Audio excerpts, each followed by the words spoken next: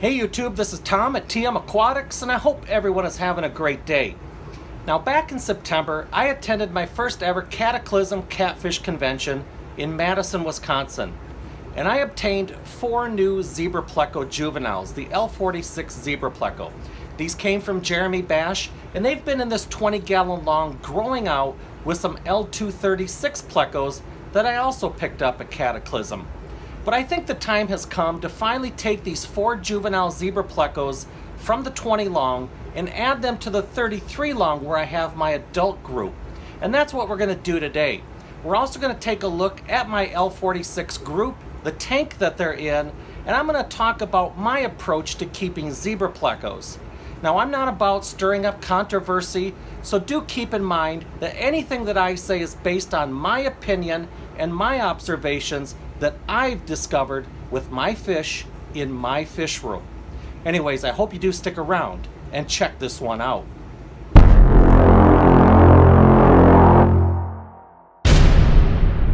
Alright YouTube, now before we move those juvenile L046 Zebra Plecos into this 33-gallon long, I do want to take a moment and answer the #1 question that I get regarding Zebra Plecos. Then we'll take a look at some of the foods that I prefer to feed Zebra Plecos, and then we'll check out this tank and the equipment that I keep on it. Then we'll go ahead and we'll net up those L046 juveniles, get them into this new tank, and then it's lights off for the rest of the day. So what is the most common question that I get here regarding Zebra Plecos? Are they difficult to keep? And my answer, no. I have not found the Zebra Pleco to be any more challenging than any of the other exotic Plecos that I currently keep here in my fish room at TM Aquatics. As long as you do your research and understand the habitat that they come from, the type of water chemistry, the type of food, the temperatures, all their basic needs that they require, you're not going to have any more challenge keeping Zebra Plecos than the other exotic Plecos that are pretty common in the hobby. Now, I believe that people get the perception that they're more difficult to keep simply because of the price. The Zebra Plecos are priced quite a bit higher than most other exotic Plecos, usually averaging about $100 per inch here in the United States. But there's reasons they cost that much. They're no longer being exported or collected legally anyways. And their clutch sizes or their spawns, well, they're pretty small, usually averaging anywhere from 8 to 15. So the supply of Zebra Plecos is not quite as high as some of the other Plecos in the hobby. And the demand, well, the demand still remains fairly strong. But anyways, let's go ahead and check out some of the foods that I like to feed the Zebra Plecos. We'll take a look at the tank, the equipment, and then we'll get those 4 juvenile L046 Zebras moved into their new home. Alright YouTube, and here is where the audio changes a little bit. I have now turned the iPhone around and I have plugged in a microphone, and you might be picking up some cracking noise throughout the remainder of the video. And I just want to apologize. I've been having some issues with my microphone that plugs into the iPhone here, and I did replace the mic. I'm still having those issues, so if you can just try to ignore it and bear with me, I greatly appreciate it. Anyways, these are my favorite foods that I feed my L046 Zebras with. My absolute #1 favorite food, the Ebo Aquarium Stick, and specifically the Mussel Pro Soft.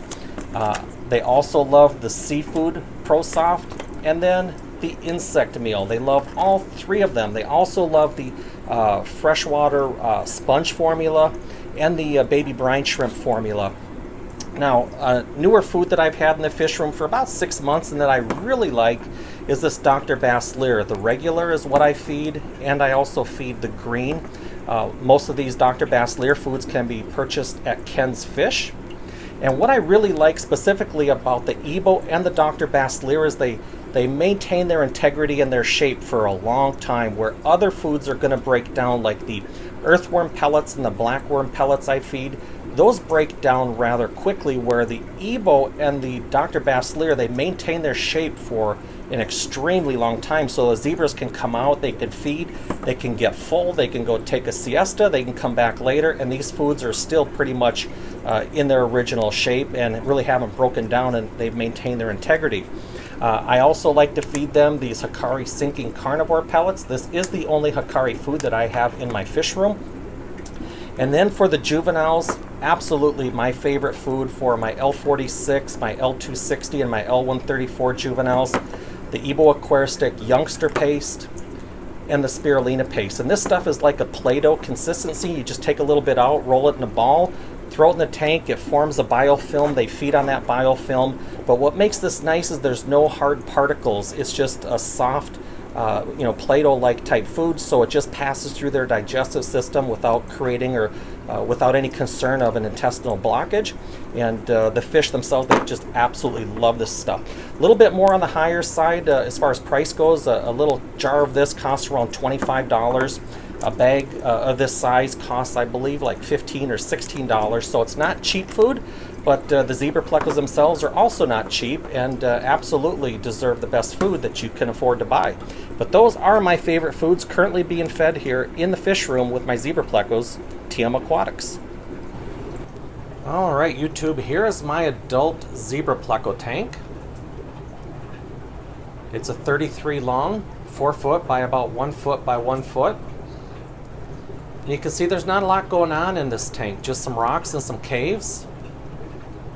No plants, no ditherfish, and that's by design and by choice. I don't want any plants in this tank because plants die, plants break down, and plants create a little bit of a mess. And I don't want any ditherfish in this tank, although I'm a fan of ditherfish, and I have dithers in most of my other Pleco tanks and my Corydoras tanks. I don't want to add any dithers in here because when you add more fish, you have to feed more, which creates more waste, and it increases the risk of any disease or parasites. And I want to avoid as much risk as possible when we have this much money inside of one tank. Alright, and I filter this adult Zebra Pleco tank with 2 sponge filters, one like this in each corner. Then I also have 3 AquaClear 50s on this tank.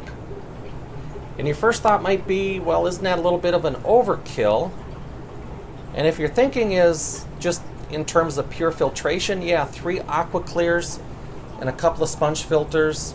All the AquaClears have pre-filters on them, by the way. Yeah, that's a little excessive. Wouldn't need that many for a group of Zebra Plecos in this tank. But the AquaClears serve a second purpose. The primary purpose is some redundancy in case my linear air piston pump, my Gemco LPH80, goes out. The AquaClears will provide enough biological filtration to keep these adult Zebra Plecos happy. But the second purpose they serve is they add some safe water flow and water current. The zebras come out of the Rio Xingu down in Brazil. It's a pretty moderately flowing river, clean water. The Zebra Plecos do love water movement and water flow. So some of you might be asking, rather than having 3 AquaClear 50s on this tank for water flow, wouldn't it just make more sense to toss in a power head or a water circulation pump like this here?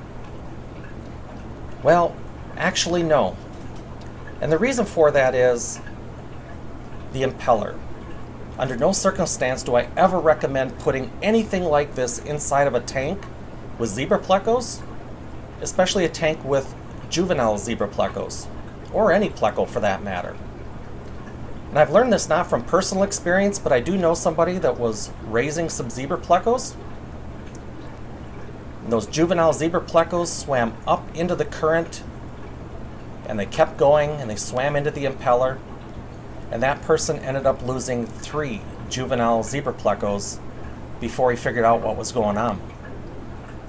So under no circumstance ever put anything with an impeller in a tank. In the battle between Zebra Pleco juvenile and impeller, the impeller's always going to win. So keep the impellers out of the tank, keep your Plecos safe. Alright, so the rest of the equipment that I have on my Zebra Pleco tank, up inside this DIY hood, I have a 4-foot long LED bulb with a light spectrum at 6500K, so nice crisp daylight. On the intake tubes of all of the AquaClear 50s, I have a pre-filter. You notice there's a couple different types right here. The pre-filter on the right is for a fluval edge, and that has a real high PPI, a real small pore. Does a great job trapping the finer particles, but it does need rinsing and servicing fairly frequently. The pre-filter on the left, a little lower PPI, meaning bigger pore, doesn't clog up nearly as quick, and that one comes from Aquarium Co-op. And I do prefer that one, just simply because it doesn't clog nearly as fast. For the heater in this tank, I have an Aquarium Pro. I believe it's a 150 watt Aquarium Pro. And then I have an Inkbird 308 temperature controller with the new Aquarium Safe probe, maintaining a temperature on this tank right now of about 83 degrees Fahrenheit. But anyways, it's time to catch some of those juvenile zebra plecos and get them into their new home.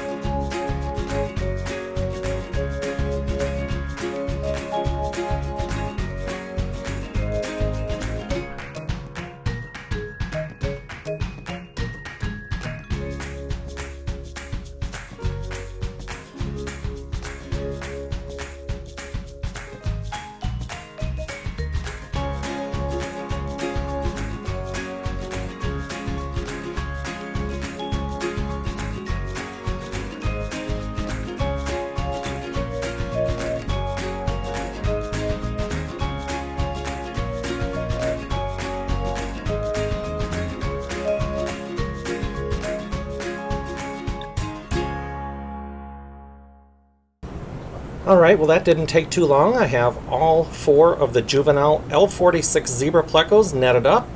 I have them in this Marina breeder box right here. And what I'll do is I'll hook up the airflow to this, and I'll just let water from the new tank slowly drip into the breeder box here.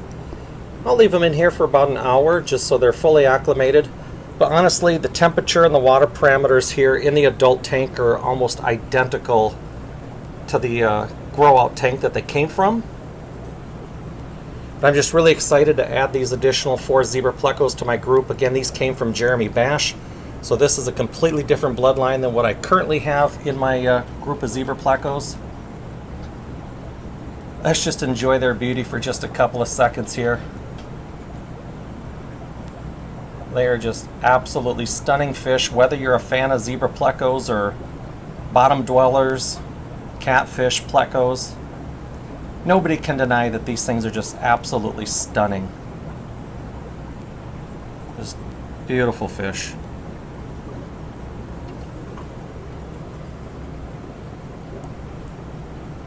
Anyways, let's go ahead, hook up the airflow to this breeder box and start acclimating them to the new tank. Alright, so we have the air hooked up to the Marina breeder box, and you can see just a slow flow of water entering the breeder box, and that's just mixing the tank water that they're going to be going into with the water that they were in. And we're just going to let them stay in here for about an hour so they're fully acclimated to the water parameters. So we're going to go ahead and check back in about an hour. Then we'll go ahead and introduce them into their new tank, the 33 long. So I'll be back in about an hour, but for you, it'll just be a nanosecond. Be right back. Alright YouTube, it's been a little over an hour. I've removed the air from the breeder box. We're going to go ahead and just pour these guys straight away right into the 33 long where the adult Zebra Plecos are. Let's just take one last quick look, because we're not going to see much of these fish for a couple months.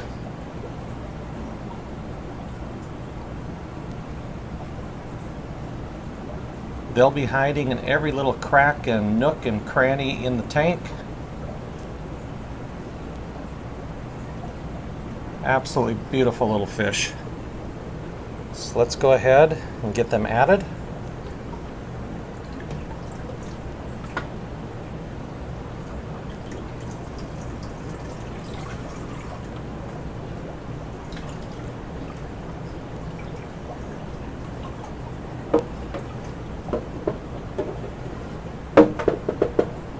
Come on, buddy.